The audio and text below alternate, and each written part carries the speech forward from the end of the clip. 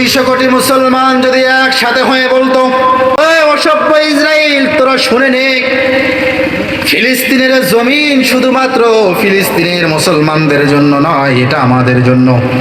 কারণ আগামীতে আল্লাহ রব্বুল আলামিন একজন প্রতিনিধি পাঠাবেন, তার নাম হলো ইমাম মাহদি নামে আমরা তাকে চিনি। নাম কি হবে? তার নাম মুহাম্মদ, বাবার নাম আব্দুল্লাহ। তাকে আমরা সবাই ইমাম মাহদি বলে চিনব। কাকে কি বলে চিনব? ইমাম মাহদি আলাইহিস সালাতু ওয়াস সালাম মদিনায় জন্মগ্রহণ করবেন। মক্কায় তাওয়াফরত অবস্থায় তার আত্মপ্রকাশ ঘটবে, আর তিনি ফিলিস্তিনের জমিন থেকে কোরআনের শাসন করবে। ঠিক কি না? আজ আমেরিকার ওয়াশিংটনের দিকে আমরা তাকিয়ে থাকি, গোটা বিশ্ব আমেরিকার দিকে তাকিয়ে থাকে।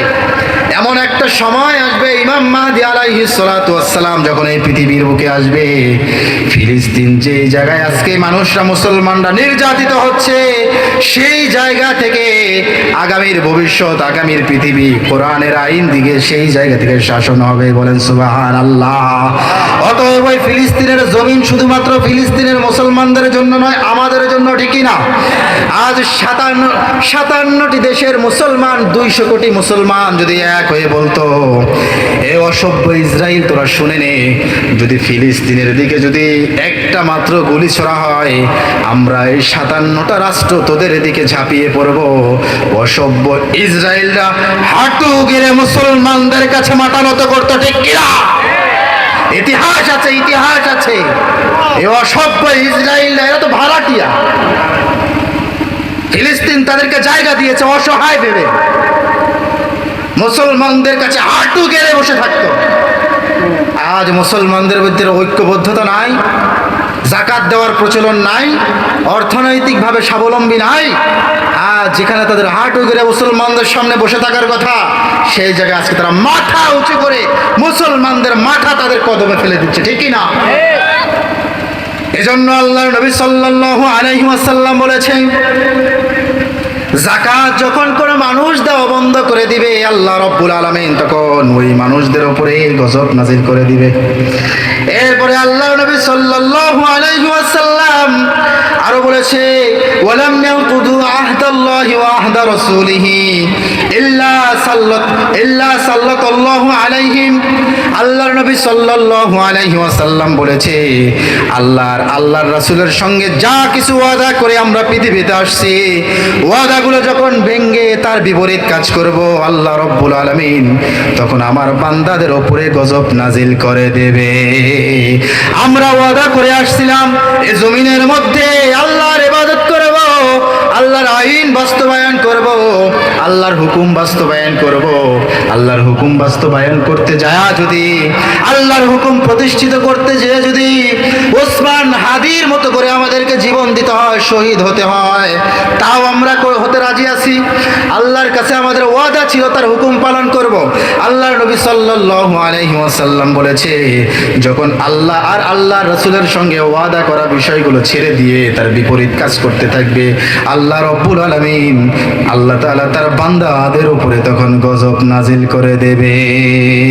ঠিক কি না? আজ আমাদের ভিতরে গজব হচ্ছে, বিপদ আপদ বালা মুসিবত, এগুলো হচ্ছে এই কারণে। এত মুসিবত কেন জেনে নেন?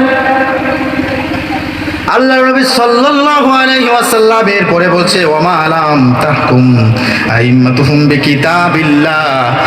আল্লাহ তাআলার হাবিব বলছে, যখন কোরআন থেকে মানুষ দূরে সরে গিয়ে কোরআনের হুকুমগুলো বাদ দিয়ে নিজের বানানো আইন দিয়ে যখন এই পৃথিবী পরিচালনা করবে, আল্লাহ রব্বুল আলামিন তখন বান্দাদের উপরে গজব নাজিল করবে।